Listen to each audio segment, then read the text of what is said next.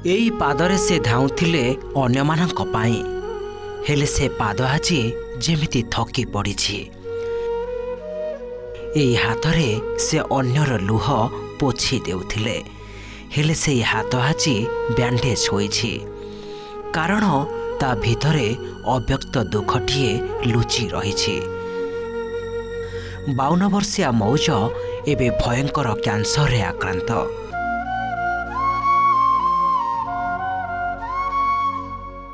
प्राय 3 मास हेलाणी जना पड़िलानी रोग चिकित्सा चलिछि।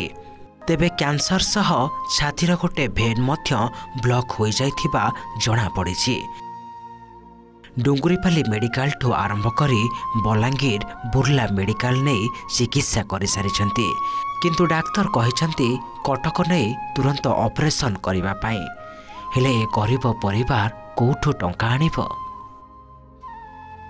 लुहर टाइली तले जेमिति सबुदिन जंत्रणार काकर भिजी बंचुछि ए मनीष।